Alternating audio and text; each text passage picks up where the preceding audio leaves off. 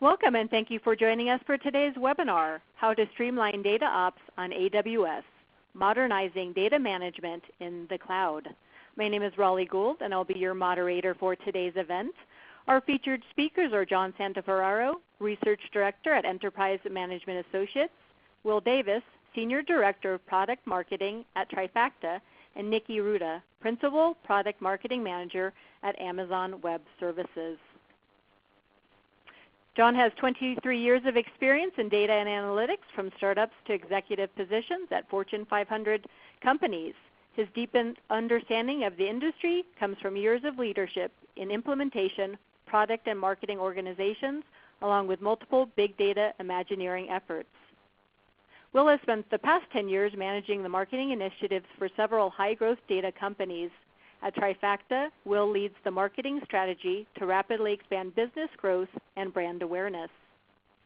Over the past 20 years, Nikki has helped enterprises in over 40 countries develop and implement solutions to their analytics and IT infrastructure challenges.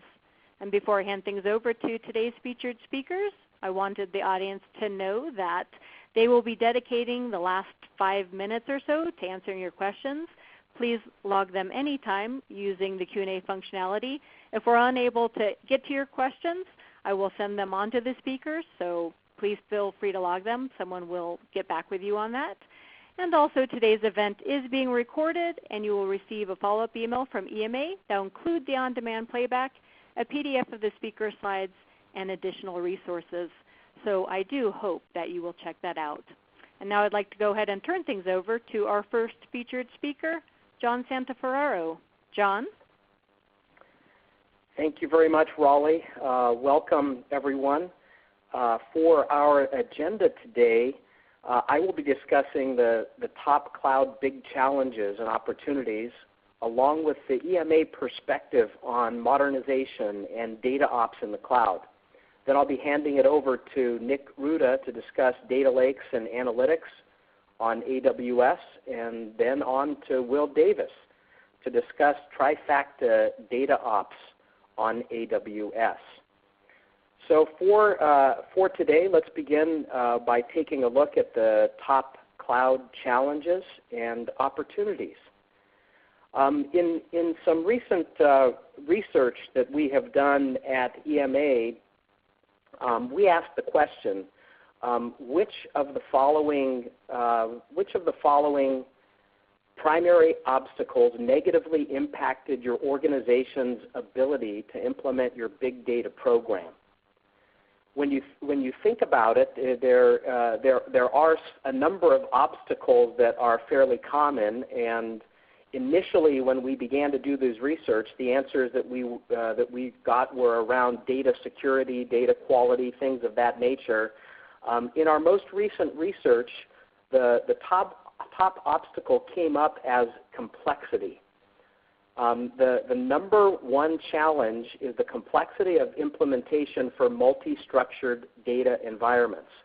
When you think about it, there's complexity in every aspect of multi-platform environments. There are different kinds of data.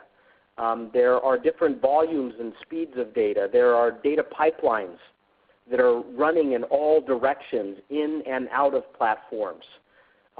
There are different numbers of users on different platforms. There's more users that are coming on. There's different types of users. There's different kinds of workloads that are running in these complex environments. There's different kinds of queries. There's more queries, complex queries. There are discovery queries, streaming queries. There's graph kinds of queries. And then, as you can see on the next slide, there's additional complexity added when you're operating on more than one platform. We did some additional research, and in the additional research that we did, we asked the question here, how many different platforms are used within your big data environment? At EMA, we have promoted the concept of hybrid data ecosystems for the past 6 years. And our research has shown that the dream of a single platform to run all data operations no longer exists.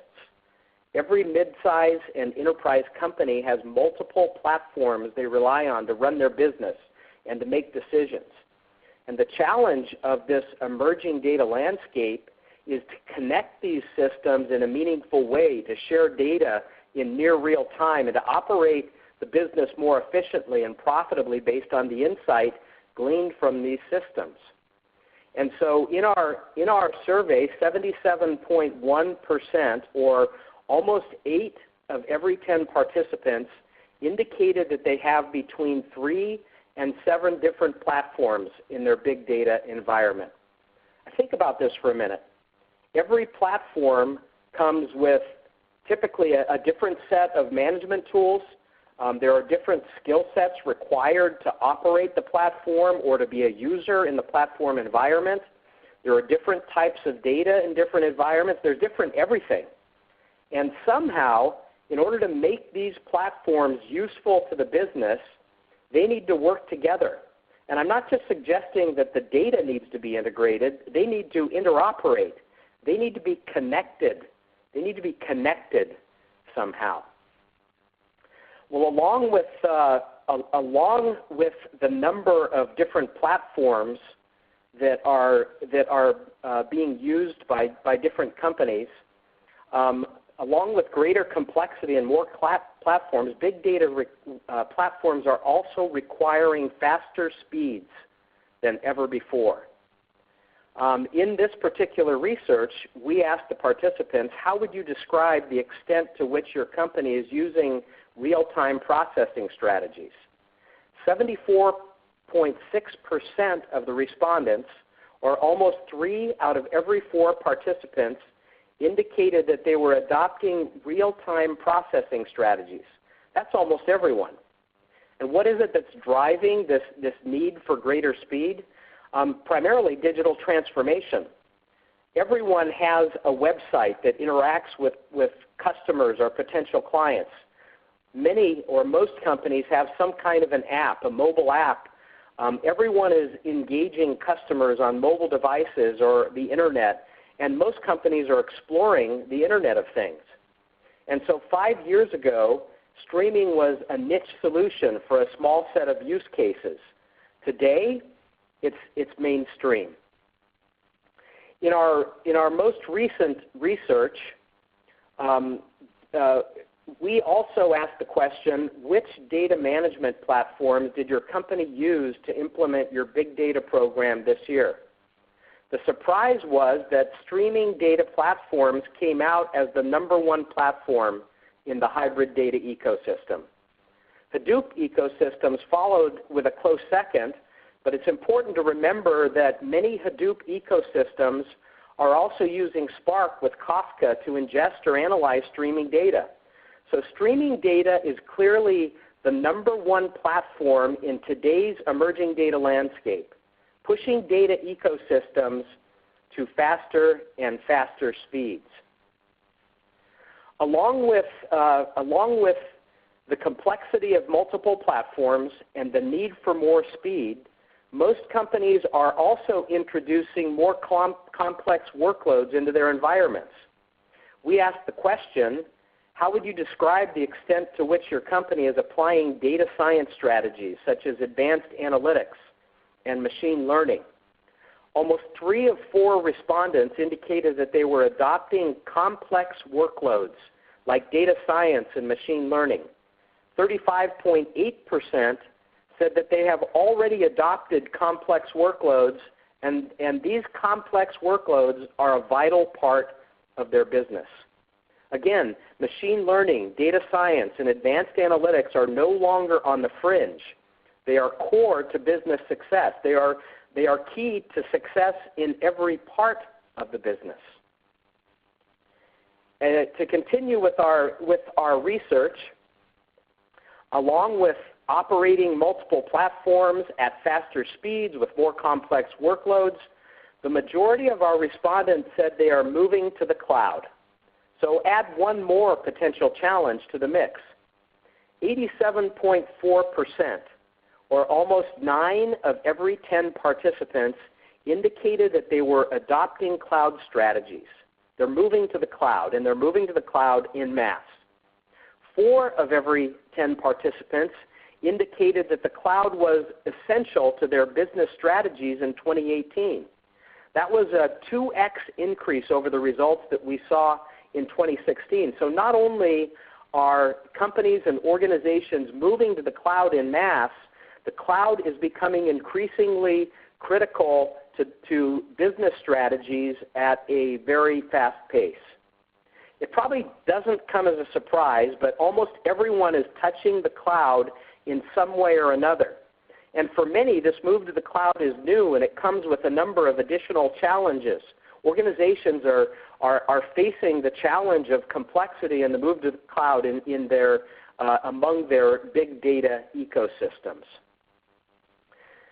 In addition, to further support this point, more than 3 of every 4 big data projects are using some form of cloud for their big data implementations. So not only are all organizations moving to the cloud, a large number of any big data analytics, machine learning, data projects are clearly making a move to the cloud. So hence the need for modernization and data ops in the cloud. For a number of years, we at EMA have been doing research on and providing insight on this concept of hybrid data ecosystems. Most companies have some combination of the platforms that you see in this diagram, platforms that are specific to analytics, discovery platforms, Hadoop or Spark. Data warehouses continue to be used. Data marts continue to expand. There are NoSQL platforms, operational systems, and streaming platforms. And on top of this mix of platforms, business and technical users are running different kinds of processing, including analytics, machine learning, exploration and discovery, operational processing, and streaming data preparation and analytics. To support this kind of complex environment, we're also seeing a move toward the central orchestration of multiple environments, unified security and privacy, along with all of the common information practices that you would see in any kind of mature organization or data environment. As an example of the different kinds of workloads on different kinds of platforms, analytic platforms, for example, are typically used for complex queries with complex joins to do advanced analytics, or they're used for discovery on networks of networks, like the human body or social networks or telecommunication networks.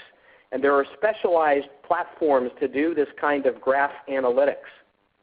There are also discovery platforms. Workloads like open-ended data profiling, discovery, and wrangling can't be done in the confines of traditional platforms. And so there's been an emergence of discovery platforms to assist in this special kind of work.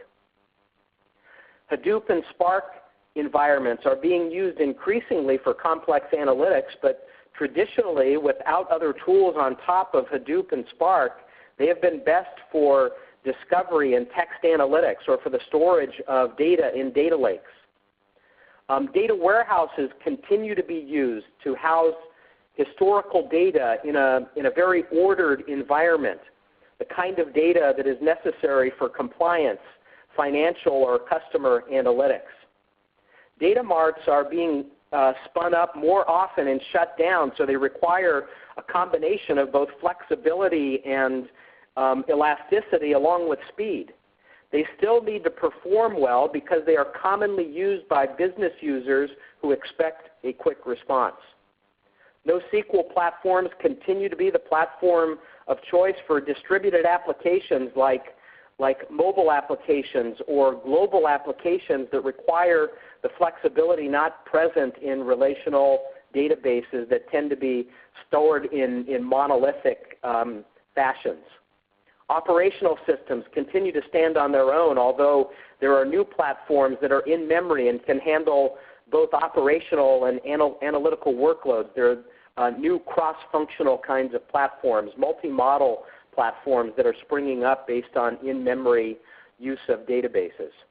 And then, of course, as we saw, streaming platforms are really on the move and are best for location-based analytics, mobile analytics, and all of the applications being built around digital transformation and the Internet of Things. And since we are talking about the cloud, this is exactly what most cloud environments look like today. Most companies, when they move to the cloud, don't use one data platform in the cloud. They use a number of them. And all of these different platforms are available from cloud vendors, from vendors like Amazon, Amazon Web Services.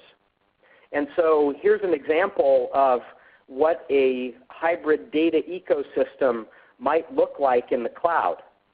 And here you can see, for example, the analytic platform in the Amazon AWS cloud is Redshift. For discovery platforms, there's a number of different options. For Hadoop and Spark, you've got EMR. For data warehousing, you've got Redshift. For data marts, RDS tends to be used, but there's other platforms to run data marts as well. For NoSQL, you've got DynamoDB. For operational systems, you've got RDS. For streaming platforms, you've got Kinesis. And for simple storage, you've got S3. So you can see that moving to the cloud can potentially put all of your data in one place, but there will still be different systems within a cloud environment, and therefore it becomes important to figure out how to operate in these complex environments. And so here, as you move to the cloud, you have the need for modernization and the automation and agility of data operation, DataOps. In light of what is happening with cloud data ecosystems, we have more information on these principles, but I'd like to highlight the 7 principles of DataOps for cloud data ecosystems. Think of these as directional objectives for your cloud data ecosystems. First of all, multi-model data access is replacing single model access. The days of the massive data warehouse or even the massive data lake are over. And so what we're seeing is an increasing number of platforms that can handle different kinds of models on top of a data lake or on top of a database, on top of an in-memory kind of database, on top of some of the NoSQL databases. And so multi-model data access is replacing single model access. Second, interoperability is replacing integration. Because the world is moving closer and closer to real time, interoperability becomes more important than data integration. The separate systems where you store your data in the cloud can no longer remain separate, and you can't just integrate the data. It's important to find tools, and these tools are becoming increasingly available that enable you to allow interoperability among the different platforms so that you can build applications on top of a number of different platforms all at once. Third, data preparation and pipelines are replacing data cleansing. Data cleansing used to be a much simpler activity. Now data must be wrangled, prepared, and organized into data pipelines based on business and application needs and requirements. And again, you're going to hear about some tools today that enable this kind of activity and even automate some of the functions here. But it's important to find and choose a data preparation, a data wrangling tool, a data cleansing tool that enables you to run a very complex set of data pipelines that run in many different directions within a cloud environment.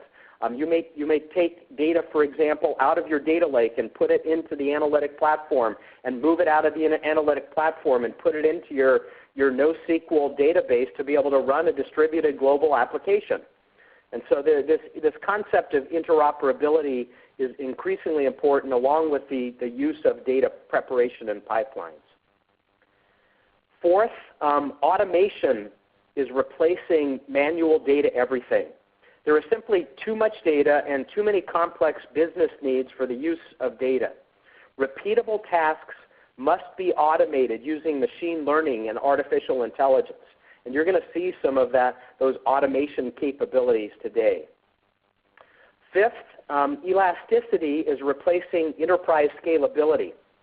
Scaling up used to be enough, but in today's world, it is equally important to be able to scale down. The faster you can spin up, scale up, scale down, and turn off your system, the quicker and more affordably you will meet your data requirements. Sixth, multidimensional agility is replacing extensibility. It used to be enough to be able to add new data or new systems. Today's big data environments must be agile in all dimensions.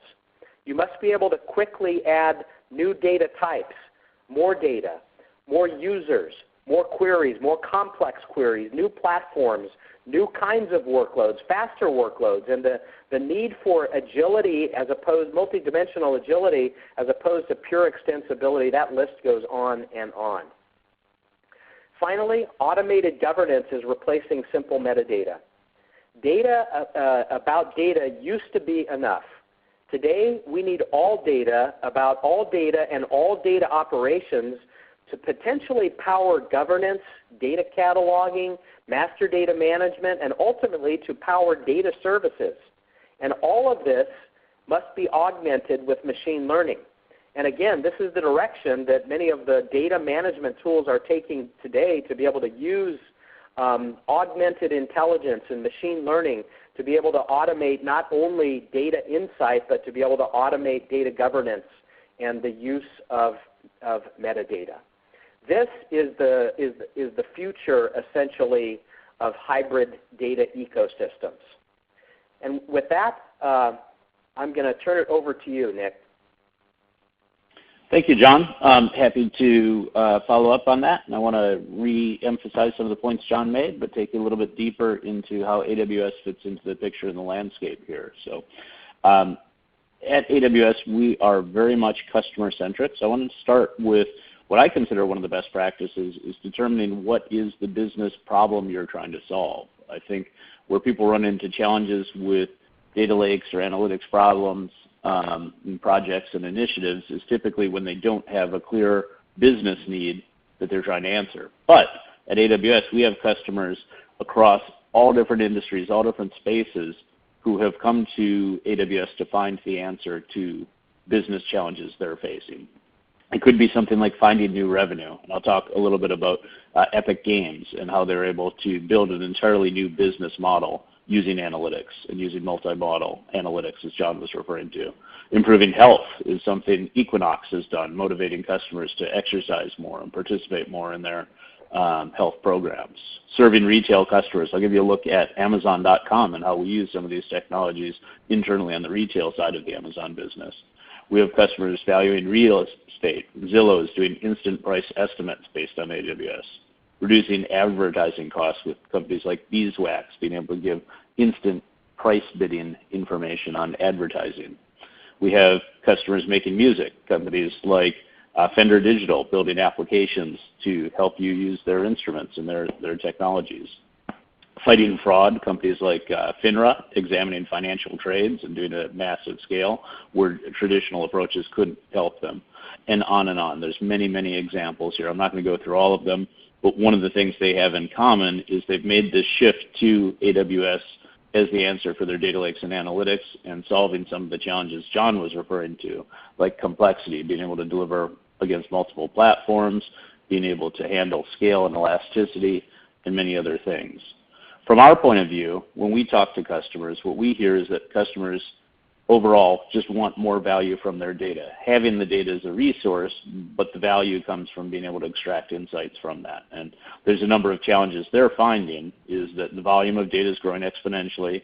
It's coming from many new sources, not always very structured. Sometimes they can be quite loose and messy and need to be managed before they can be analyzed. It can be increasingly diverse. It's used by more people than before, so no longer is this the domain of just a couple of expert wizards and BI people, but across the entire organization. There's many people who want to use data in their daily business, and it's analyzed by many different types of applications, as John was referring to and laying out. So the complications to this is that a traditional approach, a traditional relational database or data warehouse on-premises really isn't enough. It becomes too expensive, too limiting, too slow, and too rigid to be able to adapt to this new world. So what we're seeing is that customers need a new approach to be able to get the value from their data. And so for most organizations, as John called out, massive numbers of people are making the move from a traditional limited environment on-premise to a cloud environment and doing that cloud in a data lake type model. And the reason they're doing this is they want to get rid of silos of data where data is held in individual repositories and can't be combined or analyzed together. They want to move to a single store that's accessible by everyone in a safe way. That data needs to be securely stored in standard formats, and it's important both that it's secure so that you're not causing leaks or breaches or other misuse of the data, and you want it to be standard so that even as technologies change, as John showed, a wide range of different analytics models and engines, you can still use that data with all of them. You want to be able to grow to any scale, but you need to keep your costs down as you do so, and you, as John pointed out, elasticity is a key piece of that growth. You're going to be able to analyze the data in a wide variety of ways. He showed the need for real time, and machine learning and AI is where we get to predict future outcomes and be able to change the way we look at data towards the future. So why customers choose AWS for data lakes and analytics? It often starts with being the most cost effective. Unlike buying a infrastructure on-premise where you need to come up with the capital, you need to invest in teams to do the purchasing, the deployment, the configuring, the maintenance, the upgrades, the support for it. You also don't have the economies of scale that a business like AWS can provide for you. And we have that ability to, again, bring elasticity to it, to separate out the compute from the storage. Obviously, you want to store all your data very cost effectively, and we have different tiers, auto-tiering of storage, and being able to put it at different levels depending on its access patterns, much lower cost than you could on-premise. We can bring compute resources as you need them, and when you don't need them, turn them back off again. So that really reduces the cost. An analyst firm looked at, for example, EMR as compared to on-premises Hadoop and Spark and found that it was 57% less cost and over 300% ROI over 5 years. So cost effective doesn't just mean cheap. It means you get to save a lot more data and you get to do a lot more with that data. Second, the most comprehensive, as John was calling out, most companies are using 4 to 7 different analytics platforms.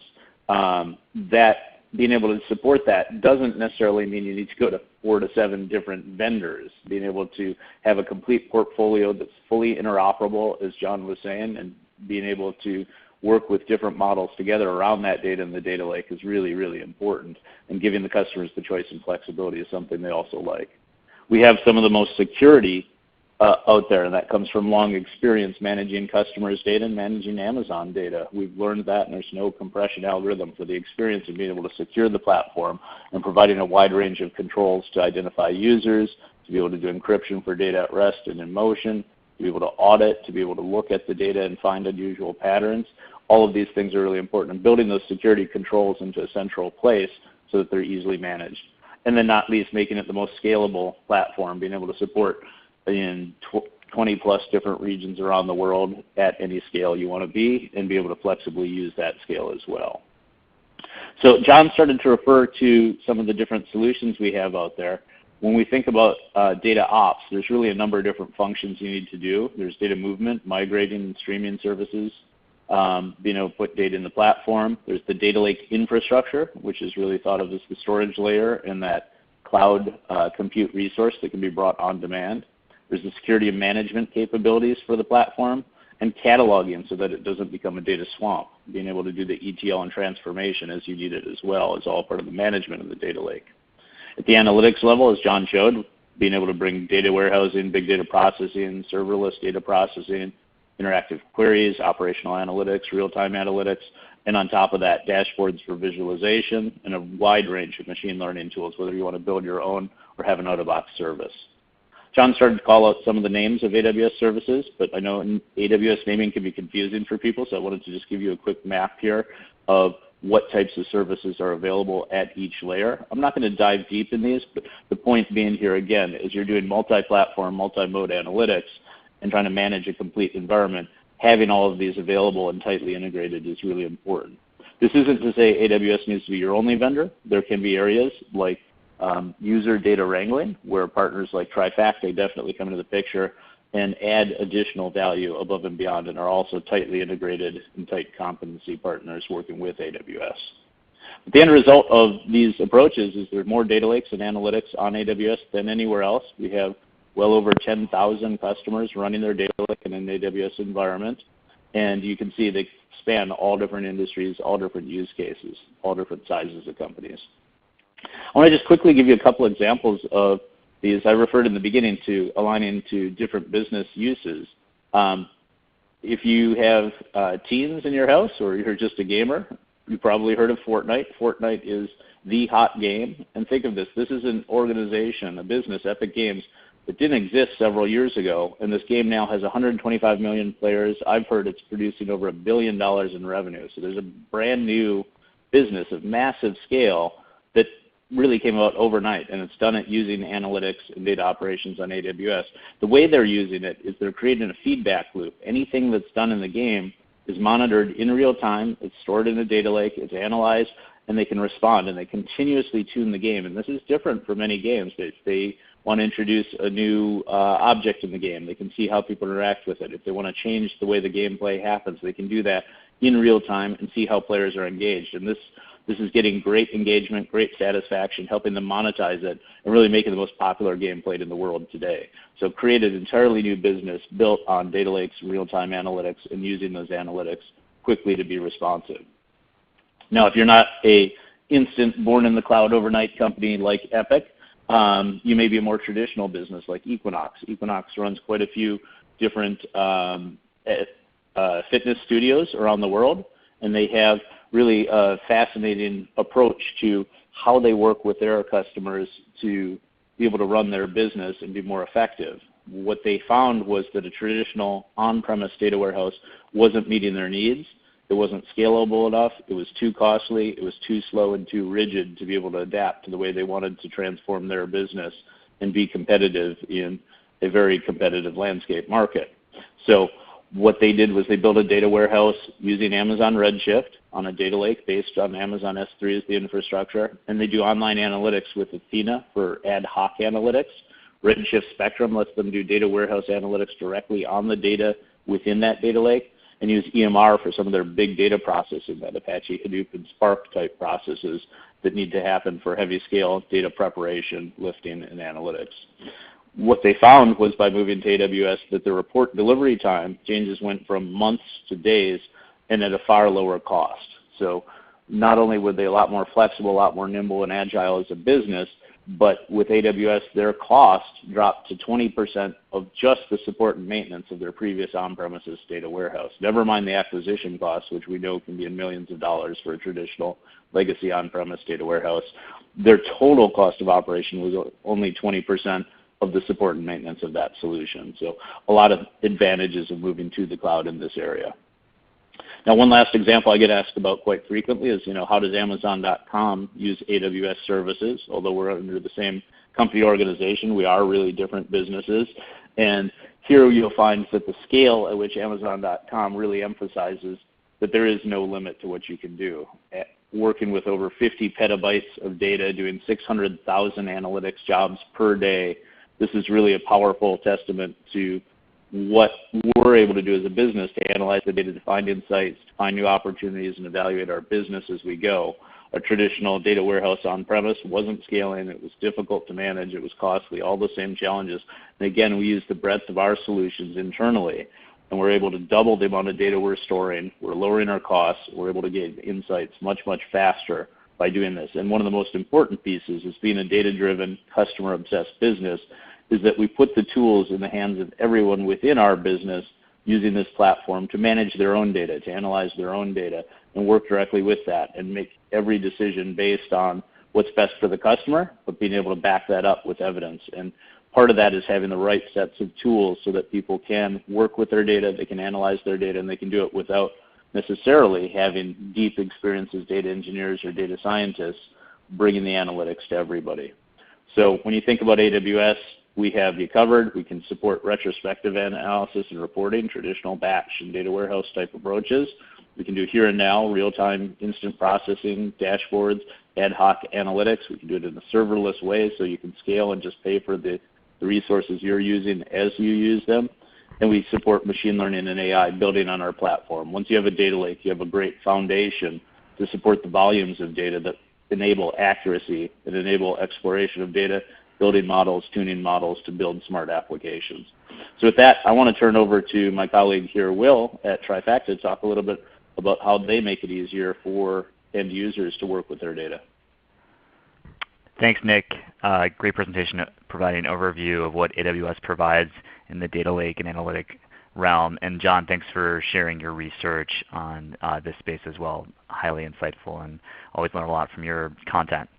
So for the next 15 minutes or so, hopefully we can leave some time for questions. I'll talk about a little bit about Trifacta, the problems we're trying to solve, and how we deploy on AWS.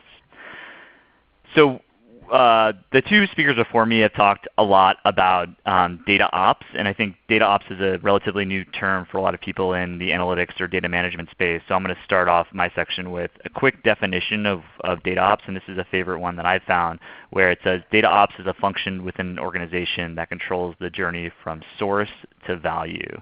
So the idea of taking data from its raw or initial source and then manipulating it, moving it, transforming it to a place where you can derive value out of that data. And every organization that we're talking to is looking to streamline this DataOps process. If you see this diagram here, we're taking data from a variety of different sources, from databases, spreadsheets, applications, logs, variety of different sources, and then prepping them to fit different types of value creation. So that could be onboarding data into an application, it could be using data for machine learning and AI, or it could be using it for standard analytics reporting or visualization. And it's been widely documented that 80% of the time and effort that is spent to take data from its initial format and transform it into something that's useful for the business is spent on cleaning and preparing the data. So we have this quote here from DJ Patil, who was a former chief data scientist under the Obama administration, and he says, it's impossible to overstress this. 80% of the work in any data project is in cleaning the data. And this is exactly the problem that we're trying to solve, and to shrink down this 80% problem so organizations can move data from source to value much, much more quickly and more efficiently. And if you look at who this impacts, it impacts your entire team. So from anywhere from the data analysts or data scientists that are working with data for their own reporting, analysis, or machine learning initiatives, and also the data engineer who's taking the work that these analysts or scientists rely upon and building data pipelines out of them. So this whole process of manipulating, cleaning, and bringing together data for the purposes of analytics impacts the entire team. And so, how we break this process down is into a number of steps, as we've documented here, from discovering what's in your data, structuring the data, cleaning it, enriching it by bringing disparate data sources together, validating that all of that data looks accurate, and then deploying it to the analytic application or warehouse that you're going to leverage that data as per your business.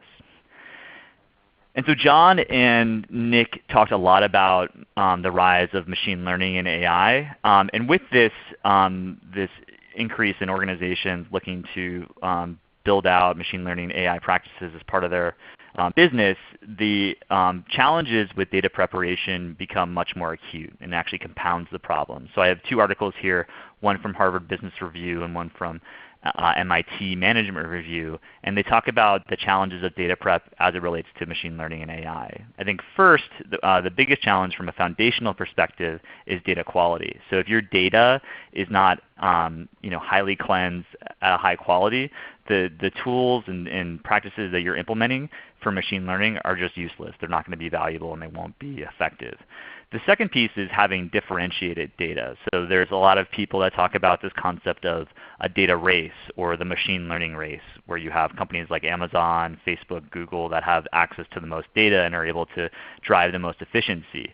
But one of the key pieces of this is that the machine learning race is actually more of a data race, since a lot of the algorithms that organizations use are sort of freely available, open source. Everyone's sort of leveraging the same algorithms. The way to drive differentiation is actually through having access to differentiated data. So most of the organizations are trying to find out, how do I find differentiated data and put that into use by my machine learning algorithms faster. And presenting with Nick from AWS, I wanted to highlight one of the keynotes at the reInvent conference this past year that AWS runs every year. And they had a big launch around Amazon SageMaker and their push into machine learning and AI. And the VP of machine learning at Amazon kind of validated this stat, that the hardest part around AI and machine learning is actually the data wrangling. It's getting the data in the right format, in the right structure, making sure you have the right features in the data to make use of AI and machine learning. So I presented a lot of challenges in terms of the challenges around cleaning data and prepping data as part of this broader DataOps processes and how do we streamline this effort. So what to do? So as I mentioned before, this is exactly the problem that Trifacta is focused on solving.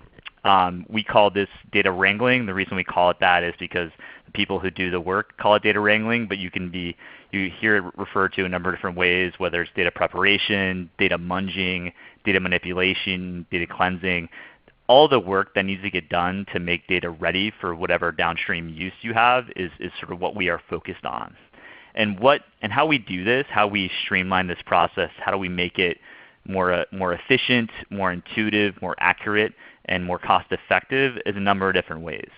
First way is mostly around our interface. So we want to enable the people who know the data best, so domain experts, to be able to automate both their assessment of data and also the manipulation or transformation of that data. So the way we do that is we make this process that's typically done in code visual and also make it intelligent. So we leverage a lot of machine learning suggestions to guide users throughout the process. We also want to do this in a sort of governed, curated way. So we enable end users to collaborate with their IT colleagues to make sure that all of the data that they're accessing is the appropriate data they should be accessing, that we have the appropriate governance, security, and access controls in place. So there's transparent lineage in terms of who's accessing what data and what are the transformations that are being applied there. So there's this collaborative curation that goes into making sure that we're not just enabling end users to go willy-nilly with their data, but it's done in a governed way that allows us to have high confidence in the quality of the results. And then also doing this at an enterprise-wide fashion. So a lot of the work that's been done on data prep has either been done in spreadsheets on desktops or in very siloed environments. So we want to provide an enterprise-wide platform that allows a variety of different users to explore, clean, and prepare data in a governed fashion where everyone has access to and visibility into what their colleagues are doing.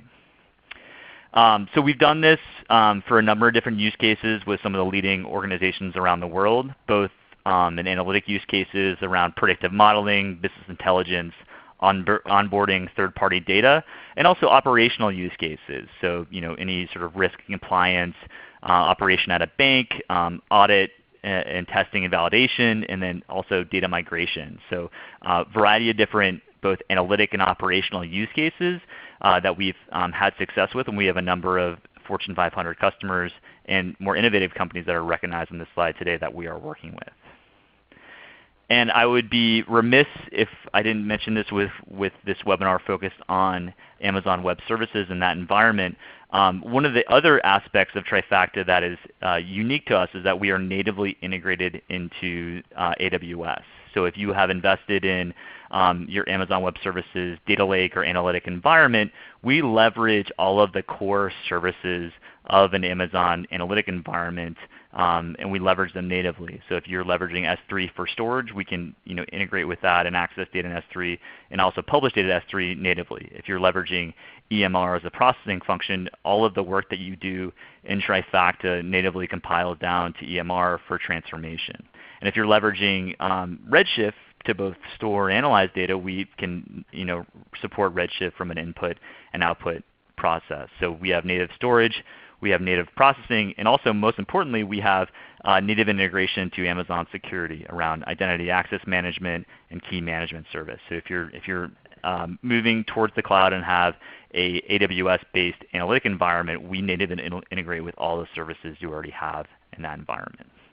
In the past year, we've really focused on AWS as a core platform that we are running Trifacta on. And so over the past year, we've quickly expanded our reach on AWS with over 50 customers deployed in production on the environment. I have a few examples of a few of those customers today. These are ranging from financial services, pharmaceuticals, healthcare, and a variety of other different organizations. So I have a lot of experience running data preparation on AWS and working with some of AWS's largest customers in innovating on their analytics environments in that platform.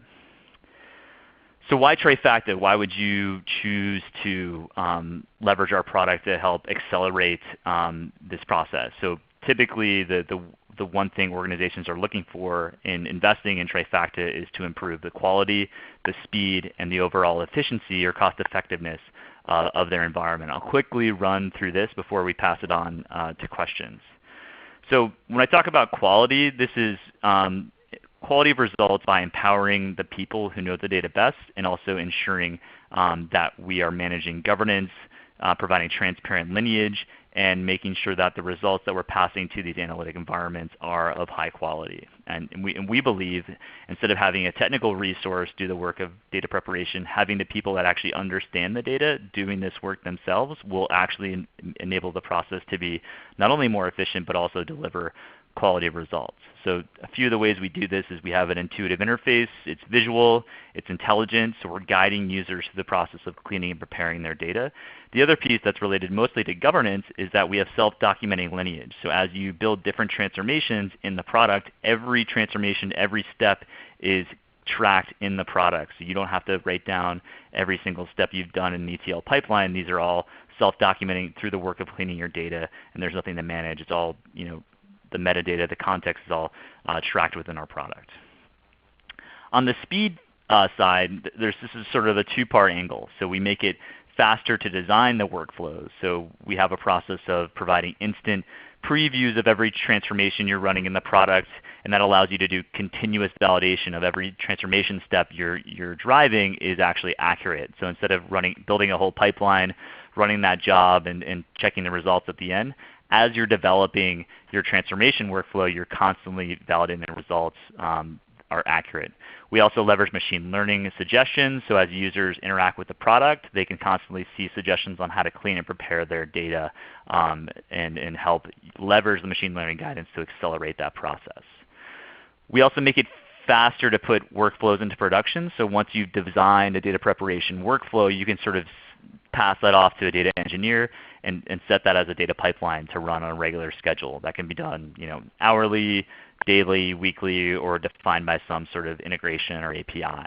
And then as you move those workflows into production, you can share them, you can test them in different environments. So we have support for dev, test, and production deployment, similar to anything you would do with deploying code. And making sure that you're testing these workflows before they push into your production environment. And then the efficiency, this is very critical for a lot of organizations. Every organization we work with is trying to modernize their analytics stack and make their technology investments more efficient by moving to the cloud. I think the on-demand native elasticity of the cloud is critical here. And almost every organization is taking legacy technology investments and looking to decrease them and leverage modern solutions such as Trifacta and AWS. So by natively integrating with the core AWS platform, we are allowing customers to only pay for what they use and have a more efficient and cost-effective analytics environment, data management environment by doing so versus some of the legacy or on-premise approaches that you've seen in the past. If you don't believe me or believe us as a vendor, this space of data preparation has been widely covered by industry analysts, Forrester, Gartner, and a variety of other analysts such as Ovum, Dresner Research, and Bloor. Every independent research report on data preparation has ranked Trifacta the #1 vendor. So if you don't believe me, you can go to some of these sites or these research and read their review of Trifacta to see their take. So before I pass it off back to John, Raleigh, and Nick, give you some guidance on how to get started. So we have a number of different editions of the product. These can fit any type of use case or deployment. So we have a free product called Wrangler.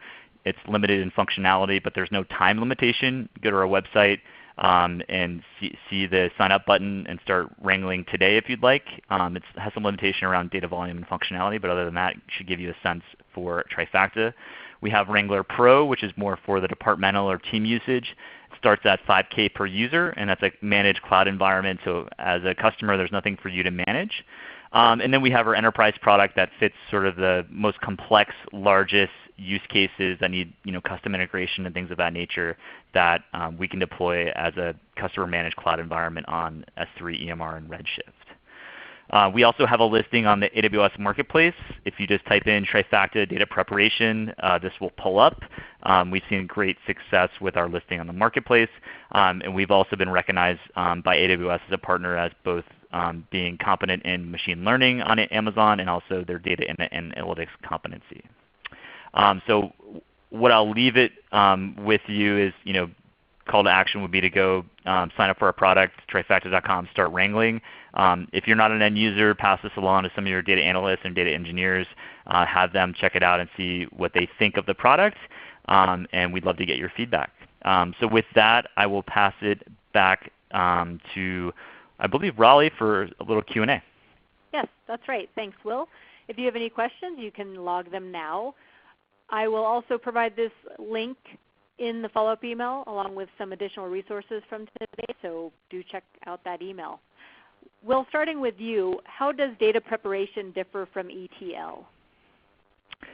Yeah, great question. We get this quite a bit. So I think that in the cloud context, the way we think about ETL is mostly around data movement. So a lot of organizations are migrating data to cloud environments. So an easy example for this in the AWS context would be to take data in maybe an on-prem environment and then land that into, let's say, AWS S3 or some sort of file store.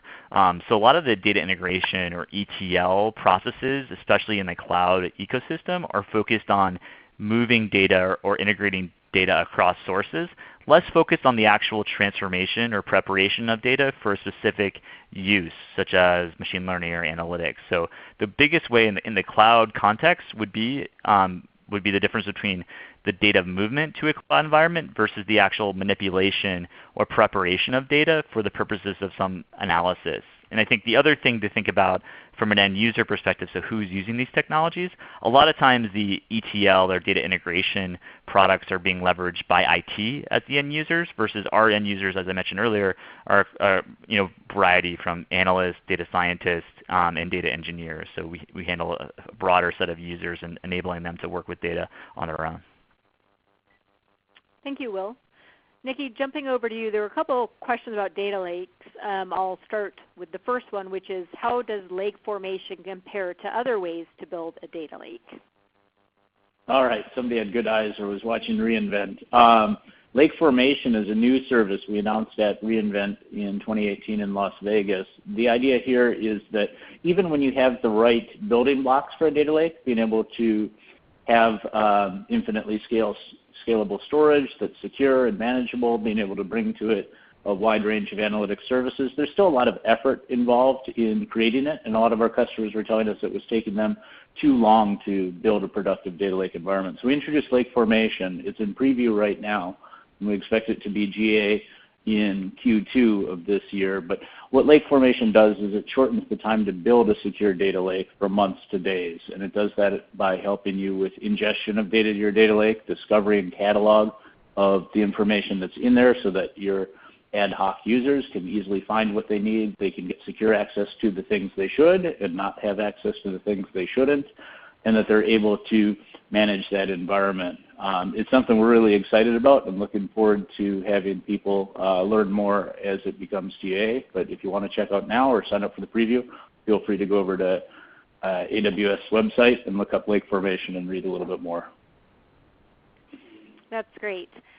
Staying with data lakes, Nikki, how does one set up access controls for data in Data Lake? Yeah, so we have a variety of tools. Most often people use our Identity Access Management, IAM, but you can also link it to Active Directory. And there are definitely different places you can choose to have that locus of control, whether you want to do it on a bucket within S3 and just have full access or restricted access to that block of data. But then beyond that, with different tools like lake formation, you're going to be able to have control at a database level, at a table level, even at a column level, and be able to say for different users and groups what they have. And this really kind of aligns with what Trifacta is doing for user self-service to wrangle their data, is the ability to discover data sets that are relevant to the analysis you want to do and be able to have safe access to the appropriate levels of visibility within that data. So it's something we're excited to be able to set up. I think it's a key enabling thing so that tools like Trifacta are able to be safely used with data widely by anyone in the enterprise with the appropriate access. Great, thank you.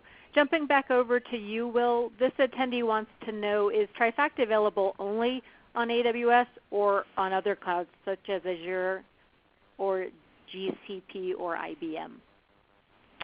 Yeah, that's a good question, and I'll have to ask Nick to put on his earmuffs here. But although Amazon is our preferred cloud vendor, we do have integrations with Azure, GCP, and are actually in pretty advanced conversations with IBM on supporting their cloud environment. Specific to Google, Google actually has a product called Google Cloud Data Prep.